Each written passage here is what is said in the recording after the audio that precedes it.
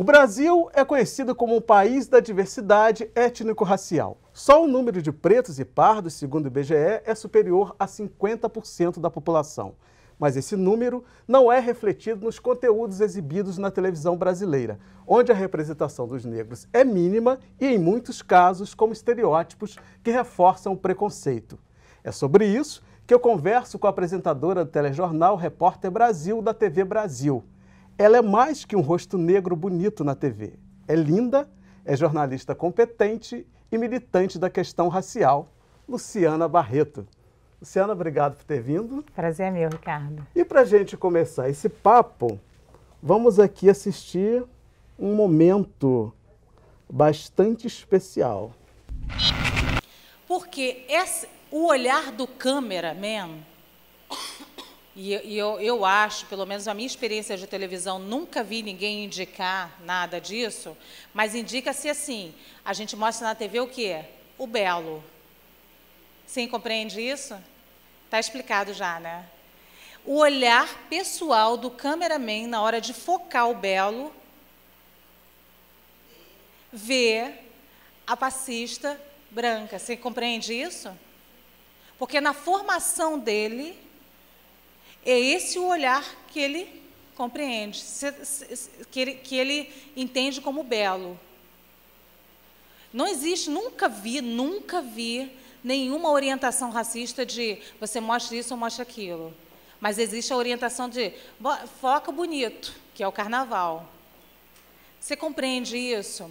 Como a gente está numa teia, numa gama, e aí você vê todas as meninas da comunidade se preparando 1 ano, 2, 10 anos, com todo aquele sonho delas, porque ali é o espaço delas, o sonho delas, que pelo menos ali elas são rainha. Vocês compreendem isso? E naquele momento, em rede nacional, aparece alguém que veio de fora e sambou por 5 minutos, que foi aproveitar a festa. Assim como quando vocês viam o Geraldino, quem lembra aqui da Geral, do Maracanã, vai lembrar disso, do Geraldino. Eles queriam mostrar o quê? O que era o Geraldino, o cara mais pobre? Era o cara caricato, engraçado e sem dente. Não era? Ah, mostra o Geraldino aí. E aí é aquele cara, o pobre, o mais pobre que paga o mais barato ingresso, era o caricato, sem dente. Então, Luciana, o que faz com que esse olhar esteja tão no consciente coletivo, né? Como você disse, realmente ninguém vira para um câmera e diz, né, não, você não pode trazer uma mulher negra, uma pessoa negra. Mas esse olhar já está viciado.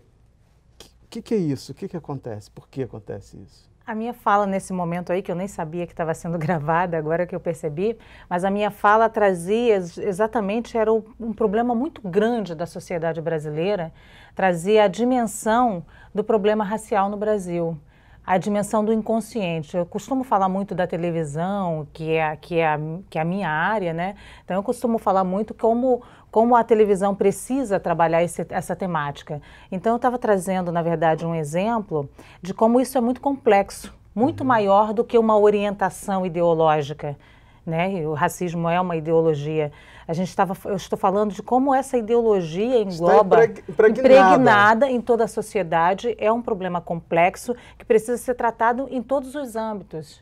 Porque senão a gente não consegue, se a gente não consegue perceber e detectar os problemas em todos os lados, a gente não consegue combater esse problema. E aí eu estava exemplificando para uma plateia que absolutamente não tinha nada a ver com a questão, com a televisão ou com a mídia, e eu estava identificando essa plateia como se eles percebiam, e eu falei várias vezes, você percebe, agora eu notei, se eles percebiam a problemática que estava envolvendo essa situação que é racial no Brasil. Agora, muita gente não consegue perceber isso. Você já notou como é difícil as pessoas entenderem? Assim, a gente tem uma televisão que é majoritariamente branca, né? A gente vê os programas e os apresentadores, os convidados e plateia, e isso é recorrente. Agora, quando você toca nesse assunto, as pessoas, não, mas não é bem assim. Parece que as pessoas não conseguem enxergar, parece que tem uma névoa, né, diante dos olhos que faz com que as pessoas não consigam entender, né, essa dificuldade que o brasileiro tem de se colocar na televisão, na mídia, sendo que ele é, né, porque nós somos um povo, né, mestiço. E essa representatividade, ela não condiz com a realidade do que a gente é. Uma coisa são os números que são evidentes. Os números no Brasil são muito claros em relação à questão racial. Então, isso é muito fácil de trabalhar, muito fácil de mostrar. O que se tem hoje é tentar dissociar esses números da questão ideológica. Esse é um problema. Então, quando a gente vai falar da questão mais urgente do Brasil hoje, que é, por exemplo, o assassinato de jovens negros, e aí a gente vai falar do Brasil campeão de homicídios, o Brasil que mata mais jovens. E quando você faz o recorte étnico-racial, que é o Brasil que mata mais jovens negros, você esbarra no problema racial. E assim você esbarra no que é uma ideologia que está impregnada em toda a sociedade brasileira. Uma ideologia racista, que faz com que os negros, por exemplo, não se reconheçam negros, não notem esse problema, porque muitas vezes, quase sempre, não trabalhou a negritude. Então, existe um autor que fala muito sobre os 4 passos que um negro, por exemplo, vai utilizar para vencer essa questão racial. Uhum. Então, ele fala desse primeiro momento que você é um colonizado, está subjugado, então você sequer se percebe enquanto negro. Num segundo momento, que você tem uma fase de impacto, e aí nessa fase de impacto você fala, opa, eu sou negro. Parece que você passa a enxergar tudo, passa a enxergar você tudo. Nunca viu a vida toda. Acontece muitas vezes com jovens na adolescência, fala, opa, eu sou um negro, eu não posso ser, a minha cor de pele não pode ser tratada como menor, a minha inteligência não pode ser tratada como menor por causa da minha cor de pele. Eu não posso ser tratado dessa maneira. Então, aí tem um terceiro momento que ele chama da militância, que essa pessoa consegue se perceber como negro e ela começa a trabalhar a sua identidade étnico-racial. Então, ela vai usar um cabelo encrespado, ou vai encrespar o cabelo, ela vai usar um turbante, os homens vão deixar o cabelo encrespar, vão usar roupas coloridas. E um quarto momento que se chama articulação. Nesse quarto momento, sim, a pessoa percebe que ela não adianta mais militar só com o corpo. Não adianta mais militar só entendendo a sua negritude de forma subjetiva. Ele percebe que ele precisa, naquele momento, trabalhar para que todas as pessoas, ou defender um grupo e lutar contra essa ideologia. A sociedade brasileira, ela está ainda no primeiro momento. A sociedade brasileira, e nesse momento eu falo a mais da metade de negros, uhum. Ela está ainda nesse primeiro momento, muitas vezes, de sequer se reconhecer. Estou absolutamente subjugada, absolutamente colonizada. Então, quando você fala para essas pessoas, é muito difícil. Eu sou uma palestrante, estou sempre palestrando, e eu chego para adolescentes, por exemplo, ou jovens, quando eu vou falar para ensino fundamental. É muito difícil falar com o ensino fundamental porque eles estão absolutamente colonizados. Então, você vai falar de cotas, por exemplo, eles são contra cotas. Eles não acreditam no movimento negro, eles não acreditam que existam esses números ou que esses números tenham ligações, ou eles sequer conhecem esses números. Então, a gente esbarra sempre nesse problema. Eu falo que o racismo ele tem ainda um outro lado, que é o lado dos brancos ou da criança branca também, que sofre muito. Por que sofre muito? Porque se de um lado você diz para um determinado grupo que eles têm uma situação de inferioridade, você diz para um determinado grupo que eles estão, e a gente fala diz não com palavras, em situação de superioridade. O que não é verdade. Quando não é verdade de nenhum lado nem outro. Exatamente. Então você é uma criança branca que na verdade cresce com privilégios, mas na verdade entende como superioridade. E uma criança negra que cresce com privações e entende como inferioridade. Agora, como que você chegou a esse momento na sua vida? Como que você se descobriu negra? Como que você resolveu que você tinha que falar isso para outras pessoas? Como é que é a sua história? Bom, temos tempo para contar a história? A gente vai ter que dar uma editada, né? Bom, eu sou uma jovem da Baixada Fluminense, sempre sonhei em ser jornalista. E meus pais vêm de uma família muito pobre da Baixada Fluminense. Nunca na minha família teve um universitário. E nunca tinha tido no meu bairro um universitário, nem na região que eu morava. Só para você entender como era uma região muito pobre. E eu tive um sonho de fazer jornalismo enfim, não tinha nenhuma possibilidade de fazer. Mas eu fui lutando e entrei num projeto que se chama Educafro hoje. Era pré-vestibular para negros e carentes, na época do Frei Davi. E aí eu entrei nesse projeto e consegui uma bolsa integral na PUC. Meu pai era motorista de ônibus. E aí assim que eu passei no vestibular e consegui a bolsa na PUC, depois de ter passado no vestibular, eu esbarrei num grande problema, que era o problema de chegar à universidade. Eu morava a 60, quase 70 quilômetros da PUC, então eu precisava, para entrar na aula das 8, acordar às 3h30. Nossa. E precisava pegar uma condução muito cara. O orçamento da condução era quase metade do salário do meu pai. Então eu comecei a pegar carona, fazer faxina, de tudo eu fiz para estar na universidade, para me manter lá.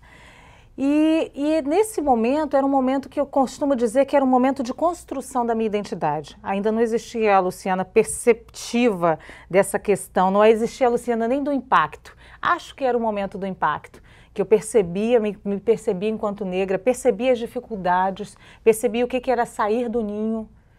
Mas ainda não entendia que... Ainda não entendia toda essa dimensão dessa problemática. Fui entender nesse impacto que eu tive de ir para a PUC do Rio de Janeiro, uma universidade absolutamente rica. Né? Eu era a única estudante negra de todos os semestres do jornalismo e fui a primeira da Educafro a passar. Era muito difícil passar para o jornalismo. Então, assim, tive esse impacto e ali começou a construção dessa minha identidade étnico-racial. Acho que foi ali. E a militante nasceu nesse momento também? Não, a militante não nasceu nesse momento. Eu percebi uma coisa que é importante dizer. Eu fiz vestibular e fiz jornalismo para trabalhar no impresso. Eu queria trabalhar no antigo Jornal do Brasil e quando eu entrei na universidade, o Jornal do Brasil foi à falência, no mesmo ano. Então, acabou meu sonho. E eu tentava o tempo inteiro, como eu precisava trabalhar para pagar passagem, eu tentava concursos, né, estágio, e eu tentava para jornal, não conseguia, só conseguia televisão. Então eu falava assim, vou ficar trabalhando em televisão. Não era um sonho, então? Não era, e nem nunca foi. E aí eu ficava, não, vou ficar trabalhando só para ganhar dinheiro e pagar passagem. Só que não. Fui ficando em televisão, enfim, quiseram em determinado momento me colocar no vídeo, e aí sim, quando eu vou te dizer que eu percebi essa questão em mim. E aí eu percebi que eu não tinha referência para o vídeo. Eu me achava muito feia para o vídeo. Eu achava que eu não tinha condições de fazer vídeo. Nossa, você fica muito feia no vídeo, Luciana. E aí eu pensei assim, eu não tenho condições, eu não me via naquilo. E não era o que eu queria fazer. E aí eu percebi que eu estava, na verdade, arrumando era uma desculpa, porque o que eu tinha era um problema de autoestima, um problema de... Baixa autoestima, uma né? construção da identidade étnico-racial totalmente turva. Que você imaginava que aquele lugar não te pertencia. Aquele lugar não me pertencia, era isso. E foi difícil detectar isso, né? Foi difícil perceber isso. No momento que eu percebo, aí sim eu começo a fazer esse trabalho interno. A militância, ela vem me chamando aos poucos. Não foi algo... No momento que eu ia percebendo, que eu ia estudando, que eu ia percebendo o meu próprio crescimento, a minha subjetividade, a militância vinha me pedindo. Opa, quem é essa garota com cara de negra na televisão, num canal que era o GNT, por exemplo, foi o meu primeiro canal que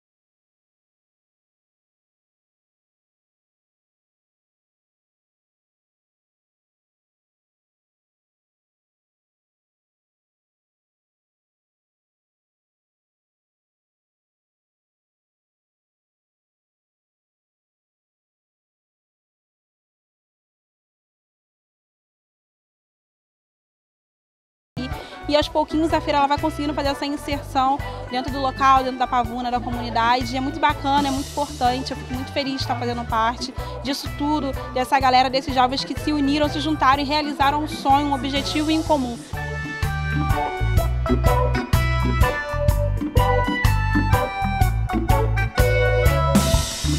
Olá, meu nome é Kim Glimberg, eu sou das Ladies Gangs, apresentadora fixa da Feira Crespa, junto com a Priscila Barbosa.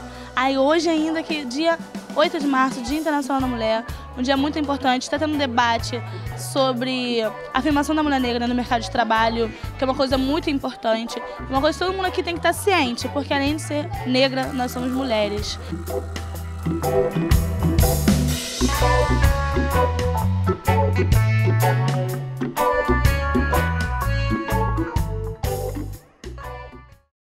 Nós estamos vivendo um protagonismo do feminismo negro? Eu acho que outro dia eu entrevistei, eu não sou uma especialista, mas entrevistei uma especialista e ela disse que isso não é algo novo, é cíclico, né? A gente já viveu isso algumas vezes no Brasil e a gente vem vivendo novamente isso, eu acho que com uma nova roupagem, isso sim, com certeza com uma nova roupagem. As jovens, elas estão realmente soltas e decididas a brigar por algo que muitas outras mulheres já brigaram. Então, a brigar pela identidade étnico-racial, isso é importante, brigar pelo conceito de beleza e o cabelo, pelo posicionamento político que é o cabelo, porque é isso que a gente acredita, né? O cabelo é um posicionamento político, a gente está dando um recado muito, muito grande com o nosso cabelo, né? E elas estão dando esse recado, o recado é: eu posso, eu consigo, eu sou e ainda sou bela. Então, a gente viu aqui no vídeo, né? São meninas negras, lindas, empoderadas, com seus cabelos crespos. Você é uma mulher linda, de cabelo crespo, que está na televisão, das poucas mulheres que estão ocupando esse espaço, sendo essa referência, né? É pesado para você ter essa responsabilidade? Como é que você encara isso? De serem essas mulheres negras de cabelo afro na televisão, tão poucas, e você ser uma delas? Glamour eu posso dizer que não tem. Tem dia que é pesado, sim. Tem dia que é bem cansativo mesmo. Na minha história pessoal e na minha construção histórica na televisão, algumas vezes já foi muito pesado, né? Já teve o dia de eu ter que brigar ou de ter que colocar contratualmente que não vou mexer no cabelo. Entendeu? Porque teve momentos que isso era uma exigência que você... Não uma exigência, mas não vem como uma exigência por causa da personalidade, mas vem como uma sugestão muitas vezes, entendeu? Ah, talvez... Eu falo, o cabelo não vou mexer. Pelo entendimento do posicionamento político que é isso. Pelo entendimento do quanto isso é importante para todas as telespectadoras que me escrevem todo dia. E elas não me escrevem para falar de beleza só, também. Mas elas me escrevem para denúncias, por exemplo, muitas denúncias. Ou outro dia uma telespectadora, estudante de jornalismo, me escreveu para dizer que o professor dela falou que jamais, professor de jornalismo, de televisão, que jamais uma Black Power poderia apresentar um telejornal, por exemplo. E aí ela me escreveu para falar: como assim você é minha referência de falar isso?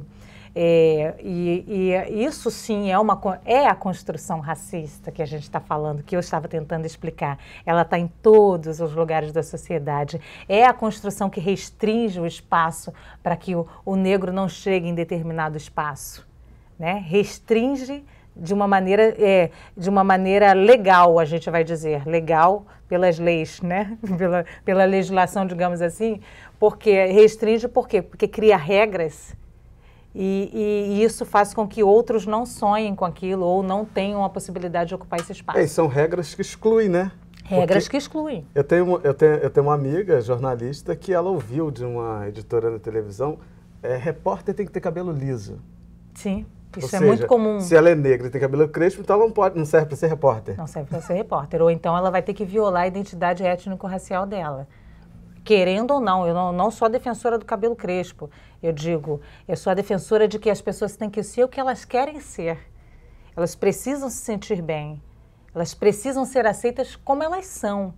Então, se eu não defendo, em nenhum momento eu estou fazendo aqui uma crítica a quem alisa cabelo. Né? Jamais estou fazendo essa crítica. Eu estou querendo dizer o seguinte, a mulher tem o direito de escolher o posicionamento dela. Se você nasce com cabelo crespo, você está restrito a determinada profissão, então o Brasil é racista. Aí a gente já sabe que é, né? Exatamente. Tem mais um vídeo aqui. 130 anos de uma casa religiosa que atravessou durante centenas e centenas de preconceitos, de resistência, sempre com muita fé. Uma casa histórica, uma casa que teve a sua pedra fundamental lançada na Pedra do Sal no ano de 1885. E ao longo desses 130 anos, a gente está aqui contando essa história, contando a trajetória dessa casa pelo Rio de Janeiro, contando como foi o lançamento da pedra fundamental e onde hoje ela está instalada e sob os comandos de quem. Bom, quando me pediram o apoio, me contaram a história do livro, eu fiquei assim muito impressionada, fui ler um pouco da história do livro e eu fiquei assim encantada. Encantada e frustrada ao mesmo tempo. Frustrada, chateada comigo mesma, porque apesar da gente estar o tempo inteiro na mídia, pelo menos na TV pública, lutando com problemas de direitos humanos e lutando contra a intolerância religiosa, trabalhando esse tema incansavelmente, parece que a gente não faz nada. E eu fiquei assim tão frustrada, tão chateada comigo mesma, porque a gente não conhece a nossa história. Porque a gente não dá valor à nossa ancestralidade. A gente fala em ancestralidade, mas o que a gente faz é tão mínimo diante de tudo. E quando eu fui ler o livro e vi a riqueza do livro, quando eu percebi o protagonismo das mulheres negras naquele livro, nessa nossa história, eu fiquei tão encantada, me pediram para fazer uma pequena participação. Eu me lembro que eu falei muito da questão do protagonismo das mulheres negras e da questão da intolerância religiosa, que são temas que a gente está sempre tratando no jornalismo, temas que a gente está sempre denunciando. Mas o que eu queria ter dito mesmo assim, eu fiquei triste comigo mesma. Fiquei triste comigo mesma porque como eu não conhecia essa história, como eu não tinha me aproximado dessa história. Fiquei tão frustrada comigo mesma, mas também fiquei agradecida com a oportunidade agora de participar desse projeto, de participar desse livro, de estar aqui hoje no lançamento e de tentar fazer um meia-culpa e virar essa página. Então, você está numa TV pública, são poucas as TVs que trabalham a questão da diversidade no conteúdo. Muito dessa diversidade que a TV Brasil hoje tem lá o seu dedo, o seu trabalho. Como é que é o processo para poder conseguir construir isso dentro de um canal de televisão? Porque você poderia ser simplesmente uma apresentadora negra, ir lá cumprir seu papel e ir embora para casa, né? Mas o que a gente vê é que você é muito mais do que isso. Como eu disse na abertura, você é muito mais do que um rosto negro bonito na TV. Você é uma mulher que está tentando fazer a diferença, que está construindo possibilidades para uma nova sociedade. Como é que é esse processo para você? Esse é o que a gente chama do processo da articulação, que eu falei lá no início, né? Que é o processo que a gente acaba chegando, que você percebe que essa mudança não tem que ser uma mudança individual, tem que ser uma mudança para o coletivo. E quando eu já tinha uma situação confortável no jornalismo como apresentadora, mas eu percebi que eu precisava de um certo poder maior para interferir no que a gente fala do conteúdo, por exemplo, né? Então, muitas vezes nas reuniões, eu percebi que eu não tinha um poder definitivo de voz, por exemplo, na escolha de determinada pauta, ou numa matéria que vai cair ou não. Então, eu fui buscando esse protagonismo. Sim, eu fui buscando ter forças para ter uma voz respeitada, e hoje eu não sou só apresentadora, sou editora executiva também do meu jornal, e eu queria ter essa voz respeitada, que fosse uma voz que pudesse dizer, vamos fazer isso, e as pessoas pudessem ouvir e realmente fazer, e o apresentador normalmente não tem. Né? O poder de decisão. E não essa matéria cai, essa não cai. Né? Esse é um poder do editor-chefe, eu tenho um editor-chefe excelente. E eu fico no ouvido dele, assim, há alguns anos, explicando toda a questão racial no Brasil, e eu acho que ele foi ficando negro, porque ele foi abraçando isso, e toda a minha equipe foi abraçando isso. Eles conseguem perceber a importância desse buraco que as grandes emissoras, que a mídia comercial, que a mídia aberta deixa na vida das pessoas, né? Dessa lacuna que fica. Então, eu queria preencher essa lacuna. Talvez seja uma questão até de terapia, algo que não foi preenchido em mim na infância. Vamos entrar nesse discurso? Não sei. Mas eu percebo que o Brasil merece isso. O Brasil merece saber do seu povo. Não pode a pauta do quilombola sempre cair, não pode. Não pode a pauta da periferia ser sempre menos importante que alguma autoridade que vai falar naquele momento. Não pode. Não pode a pauta da periferia ou a pauta do jovem negro cair por causa de uma modelo que está surgindo no sul do país. A gente tem que dar a César o que é de César. A gente precisa dar o grau de importância a isso. E hoje a gente tem pautas muito graves para toda a sociedade brasileira, não é para a comunidade negra que a gente está falando. Quando eu falo da morte do jovem negro, eu não falo para a comunidade negra, eu falo para o Brasil. Quando eu falo da questão da mulher negra, que sofre, em todos os problemas a mulher negra está envolvida. Seja na morte do jovem negro, porque ela vai ser a mãe, a companheira, a irmã. Então, ela está sempre envolvida nisso. Ela está envolvida na questão da doméstica, ela está envolvida no salário mais baixo, ela está envolvida nas piores condições de trabalho, ou seja, sempre de interesse. Não pode metade da população não ser contemplada com as pautas delas. É a gente fingir que essa população não existe. E fingir que essa população não existe. Luciana, muitíssimo obrigado pela profissional que você é, pela competência, pela inteligência, pela sensibilidade e pela diferença que você tem feito na nossa profissão. Muito obrigado. Nós temos feito. Agradeço a você. Obrigada, Ricardo. Eu conversei com a jornalista Luciana Barreto e se você quiser rever essa entrevista ou qualquer outra edição do programa, é só acessar www.alerj.rj.gov.br ou cultine.com.br. Obrigado pela companhia e até o próximo encontro. Eu te espero.